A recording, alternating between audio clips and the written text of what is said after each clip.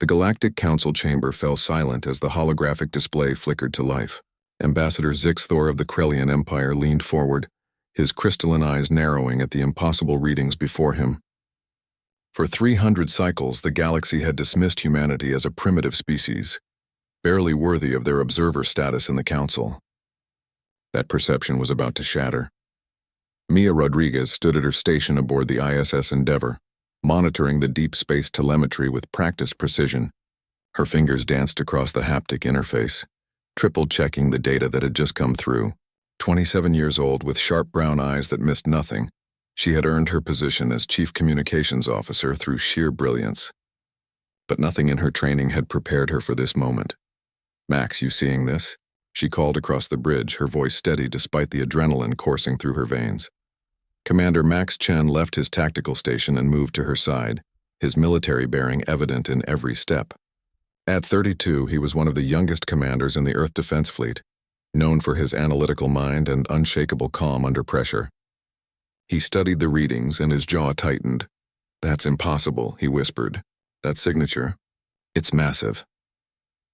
The object emerging from slipspace near the Andromeda Gate wasn't just large, it defied every known classification system. The energy signature alone dwarfed entire battle fleets. As the spatial distortion cleared, the vessel revealed itself in all its terrifying glory. The UESS Prometheus materialized like a steel mountain in the void of space. Across 1,000 worlds, alarms began to sound. The Supercarrier measured 30 kilometers from bow to stern, its hull bristling with weapon systems that represented humanity's greatest secret. For 50 years, Earth had built this behemoth in the shadows of the Kuiper Belt, away from prying eyes and hyperspace scanners. While the galaxy had mocked humanity's quaint vessels, Earth's greatest minds had been working. "Get me a channel to the Council," Mia ordered, her fingers already flying across her console. "Quantum encryption, priority alpha." Max returned to his station, pulling up the Prometheus's specifications on his tactical display. The numbers were staggering. The carrier housed 400 combat spacecraft, each one equipped with technology the galaxy believed humans incapable of producing. Rail cannon arrays that could shatter asteroids, plasma shields capable of withstanding sustained assault from a dozen dreadnoughts, and the slipspace drive, humanity's crowning achievement, that could fold space in ways that made traditional FTL look like a child's toy. The Council's response came within minutes.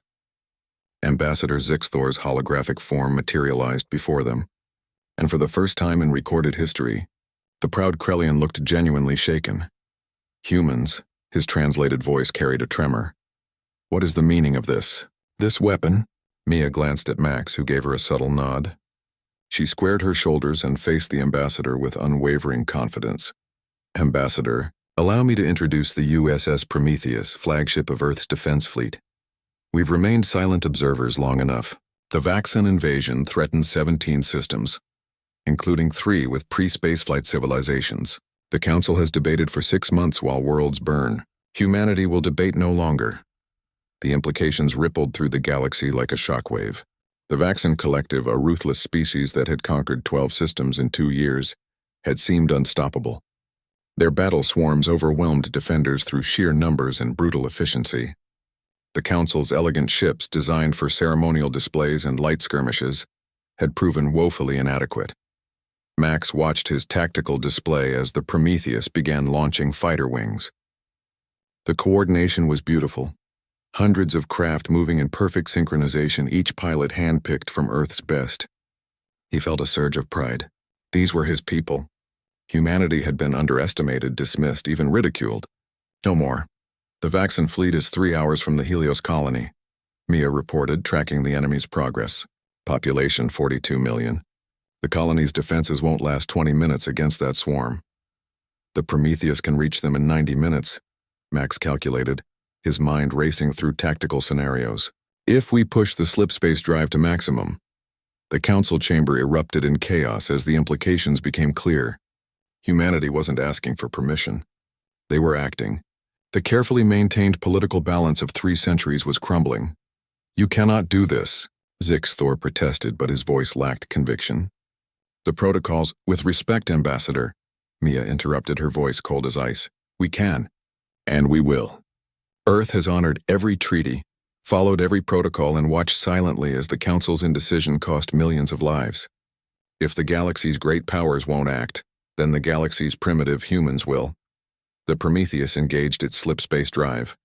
Reality bent, twisted, and the great vessel vanished, only to reappear at the edge of the Helios system 75 minutes later. Max had never seen anything so beautiful or terrible. The Vaxxan swarm numbered in the thousands. Organic ships grown rather than built, each one a nightmare of chitinous armor and bioplasma weapons. They had devastated every fleet sent against them, but they had never faced humanity's fury. "All fighters engage," Max commanded, his voice carrying across every frequency. "Show them what Earth is made of." The battle was unlike anything the galaxy had witnessed. Human fighters moved with precision and aggression, their pilots utilizing tactics developed over centuries of warfare on Earth. The Prometheus's main cannon spoke with thunder, each shot precisely calculated by quantum computers to maximize devastation. Railgun rounds traveled at relativistic speeds, punching through Vaxxan bioships like paper. Mia coordinated communications across 17 channels simultaneously, directing rescue operations while managing the tactical network. She watched the casualty reports with grim satisfaction. Human losses were minimal, Vaxxan losses catastrophic. The battle lasted 4 hours. When it ended, the Vaxxan swarm was broken. Survivors fled into deep space, their invasion shattered. Across the galaxy, the Council convened an emergency session. Ambassador Zixthor stood before the assembly, his crystalline form dimmed with what might have been respect or fear. "The humans," he began slowly, "have proven themselves. Earth is no longer an observer. Earth is now a protector of the galaxy." Aboard the Prometheus, Mia and Max stood on the bridge watching the stars. They had changed everything. Humanity had stepped from the shadows and the galaxy would never be the same. "What now?" Mia asked quietly. Max smiled.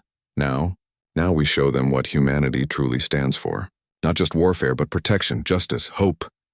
The Supercarrier turned toward home, its mission complete. Earth's secret was revealed.